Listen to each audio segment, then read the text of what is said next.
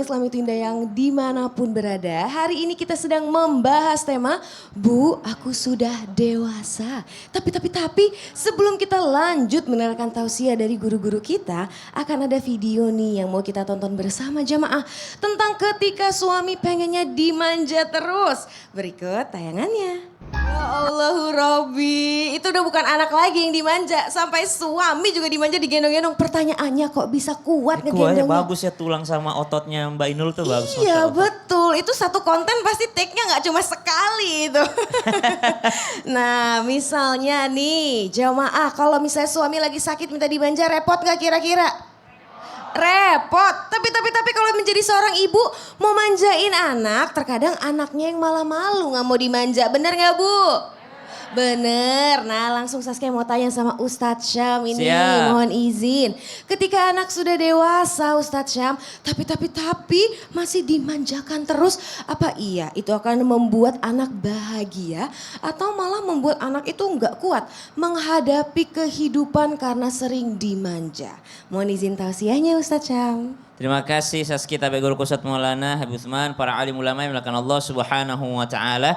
Ada kalimat daripada nabinya Allah di dalam Al-Qur'an yang diabadikan. Ma ta'buduna min ba'di. Setelah aku tiada wahai anak-anakku, apa yang kau sembah? Maka kalau urusan agama sehingga dia dimanjakan lalu tidak dekat dengan agama, maka salahlah sebagai orang tua. Tapi kalau memanjakan karena ini adalah kasih sayang dari Allah Subhanahu wa taala, bentuk rahimnya Allah Subhanahu wa taala yang dititipkan kepada seorang ibu. Ibu siapa sih yang tidak sayang terhadap anaknya?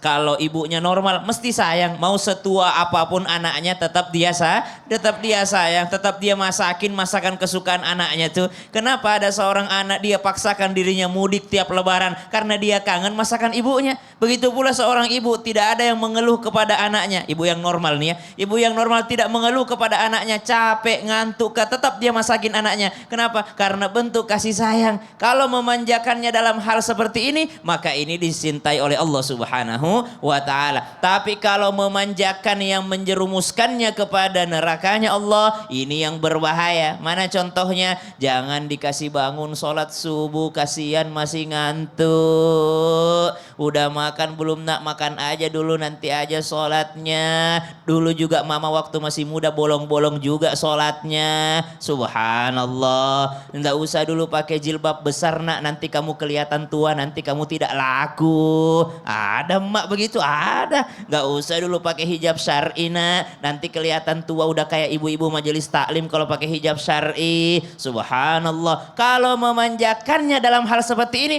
maka ini yang membuatnya jauh dari Allah Subhanahu wa taala. Kalau urusan kuat enggak menghadapi kehidupan karena sering dimanja, lihat bagaimana baginda Nabi SAW mengajarkan kepada kita. Apa yang diajarkan Nabi SAW? Alimu auladakum, ajarilah anak-anak kalian apa? Ajarkan dia skill apa? Fokus dengan memanah. Ajarkan dia skill kehebatan fisik dengan apa? Dengan bergulat. Ajarkan dia pertahanan dengan cara apa? Dengan cara ajarkan berenang. Subhanallah. Lihat bagaimana baginda Nabi SAW mengajarkan kasih sayang tanpa menghilangkan daripada kemandirian. Bukankah Nabi SAW pun mengembala kambing? Bukankah para nabinya Allah juga bekerja mencari nafkah di usia masih belia? Apakah mereka kurang kasih sayang? Oh tentu tidak. Tapi memang diajarkan kemandirian. Masya Allah, jadi tidak dimanja bukan berarti tidak sayang gitu ya Ustadz? Iya dong. Oh, Masya Allah, terima kasih banyak Ustadz Siap. Syam. Boleh tepuk tangannya jamaah. Jamaah. Tadi udah Ustadz Syam, sekarang mau izin Ustadz Maulana, izin Ya, Ustadz. izin Habib, dong Sasa. Saskia mau tanya sama Ustadz Ya. Maulana. Kadang seorang ibu itu sering khawatir berlebihan sampai melarang anaknya ini itu. Padahal niatnya baik Ustadz. Tapi, apakah rasa takut ibu justru bisa menumbuhkan rasa tidak percaya diri pada anak? Karena mungkin terlalu dikekang, anak mau coba A, kata ibunya jangan nak itu resikonya A, B, C, D. Nggak jadi deh, mau coba B, jangan nak. Itu dia, mohon izin tausiahnya Ustadz. Makasih banyak Saski. Mohon izin kepada semuanya guru-guru kita, buat termasuk yang di rumah. Ingat, kadang seorang ibu sering khawatir yang berlebihan. sampai melarang anaknya melakukan itu, ini, itu dan sebagainya. Padahal sebenarnya niat orang tua itu baik. Tapi apakah rasa takut yang sangat berlebihan ini menimbulkan sehingga anak itu tidak pede, tidak percaya diri. Mohon maaf tanpa menggurui, maka ada 5 hal yang harus dilihat. Jangan sampai membanding-bandingkan anak. Tidak boleh. Boleh, dalam hal mendidik itu beda mengajar, beda mendidik. Pelajaran bisa ditemukan di mana aja. Tapi mendidik beda. Ilmu bisa didapatkan di handphone.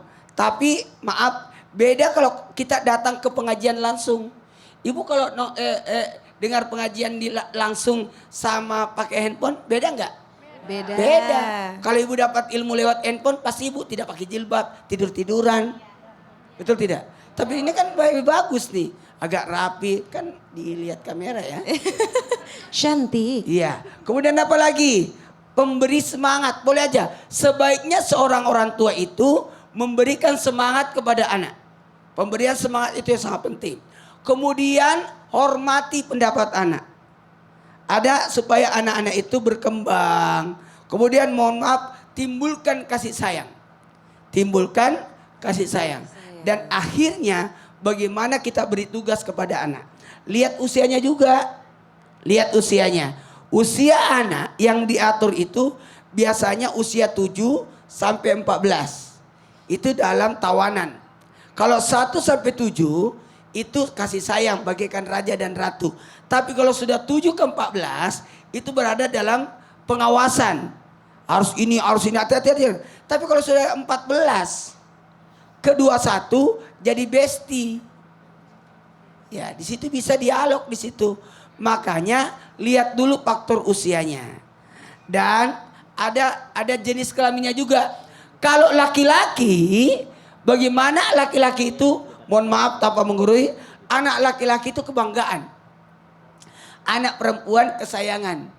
Makanya biasanya dalam satu daerah, anak laki-laki itu tidak dikasih kamar. Yang dikasih kamar anak perempuan biasanya. Tapi pada dasarnya anak-anak itu harus diberikan kesempatan untuk mendapatkan apa? Ilmunya, kemampuannya. Karena masing-masing anak itu beda. Iya ya Ustaz. Beda ya. karakternya. Betul. Mungkin ada anaknya introvert. Introvert.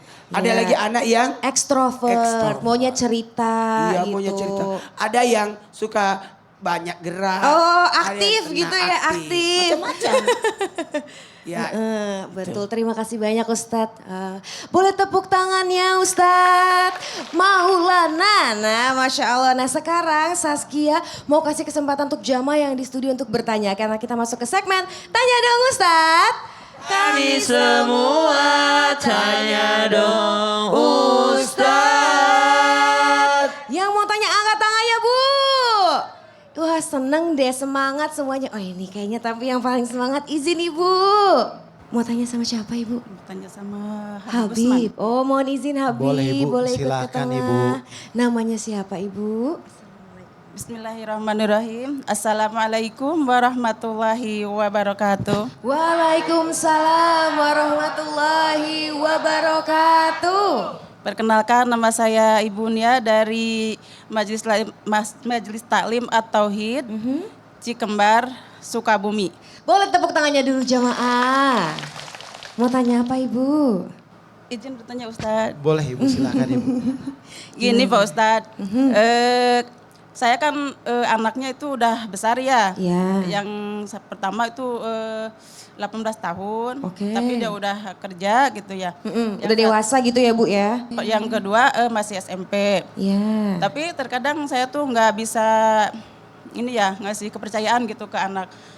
Misalnya ke pekerjaan rumah gitu karena dia udah kerja gitu ya. Merasa kasihan gitu karena capek jadi saya aja yang nyiapin gitu segala macemnya gitu. Oh jadi Ibu turun tangan Iya, menyiapkan kayak mulai apapun yang dari- seharusnya dia siapkan sendiri. Sarapan ya masak sarapan kayak ya Ustadz cuci baju kayak gitu tetap masih saya gitu oke. karena bukannya anaknya ini tapi takut kasihan karena capek gitu. Iya rasa sayang Ibu ya Bu mau manjain Iya. anaknya karena anaknya Iya. udah kerja gitu Iya. ya Bu. Iya. Nah jadi pertanyaannya apa Bu? gimana caranya agar saya bisa membebaskan anaknya gitu, biar lebih mandiri lagi gitu. Terus anaknya juga jadi bisa belajar Iya, tanggung jadi jawab bisa ya Bu ya? tanggung jawab sendiri gitu. Iya betul, terima kasih banyak Ibu atas pertanyaannya. Boleh kembali ke tempat, Atas izin. jawabannya. Assalamualaikum warahmatullahi wabarakatuh. Waalaikumsalam, terima kasih Ibu. Izin Habib tausiahnya. Akhir Saskia, Ustadz Muhammad Nur, Ustadz Syamsuddin Nur. Bismillahirrahmanirrahim. Allahumma salli ala Sayyidina Muhammad wa ala ali Sayyidina Muhammad. Ketika orang tua memanjakan anaknya, membantu urusan pekerjaan, rapiin tempat tidurnya, dimasakin, anak nggak jadi mandiri, menyelesaikan semua urusan orang tuanya dan anaknya juga sekalian. Akhirnya apa? Anak tidak menjadikan dirinya belajar tanggung jawab. Justru anaknya menjadi sebuah ketergantungan. Sehingga apa? Sehingga melahirkan, menciptakan anak yang tidak mandiri. Dan dampak yang paling besar adalah ketika orang tuanya nggak ada, akhirnya dia tergantung, bergantungan. Dan dia merasa introvert. Dan dia merasa dirinya sulit nanti ke depannya. Ketika dia di luar menghadapi segala sesuatunya kurang percaya dirinya. Karena apa? Karena tidak dibiasakan untuk bertanggung jawab atas setiap apapun. Oleh karena itu, didiklah anak kita dengan didikan yang baik sehingga mendatangkan sebuah kebaikan. Ajarkan anak kita untuk bertanggung jawab atas apa? Sholat 5 waktunya. Subuhnya on time, zuhur, asar, maghrib, isanya on time, baca Al-Qur'annya on time. Sehari misalkan 1 kali atau 2 kali. Lesnya juga on time. Dan dia merapikan, dia menyiapkan. Dan tentunya ini adalah bentuk orang tua berharap anaknya akan memiliki sebuah apa? Tanggung jawab. Agar anaknya sukses ke depannya. Anaknya berhasil. Anaknya mengerti dan memahami apa yang harus dikerjakan. Dan mana yang baik, mana yang buruk. Karena sudah dikasih tahu sama orang tuanya. Sudah dididik dengan didikan yang baik. Ketika seorang anak tersebut dimanjakan, terus nggak boleh masak anak perempuannya, bagaimana besok dia mau melayani suaminya? Bagaimana besok dia mau memasakkan suaminya? Nggak diajarin caranya nyuci, bagaimana besok dia mau menyucikan suaminya? Ketika apa? Ketika dia tidak mampu, ketika dia tidak memiliki harta, ketika dia tidak bisa suaminya membayar ART yang bekerja di rumahnya. Oleh karena itu, berharap kepada Allah agar anak kita menjadi anak yang baik, yang solehah, yang bertakwa kepada Allah.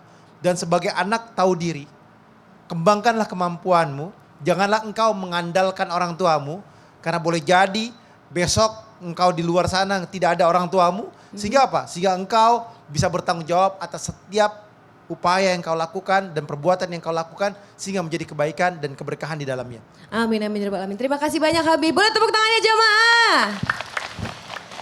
Aku mau tanya ada tadi sama ibu-ibu, sekarang sama bapak-bapak. Mau tanya Pak, di rumah pernah lihat istri berdebat sama anak nggak Pak?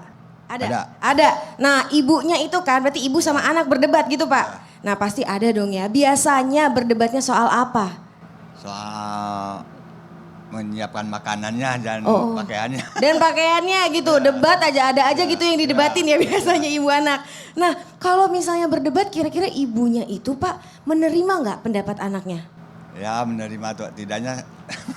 Tergantung isi Tergantung saya istri gitu saya, kayaknya di ya. bapaknya juga nggak berani. Nah tapi Bapak kalau misalnya ada debat yang sengit itu gimana Pak? Ada diambil aja. Eits, jangan dijawab dulu Bapak.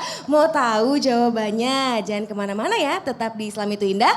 Jamaah, alhamdulillah.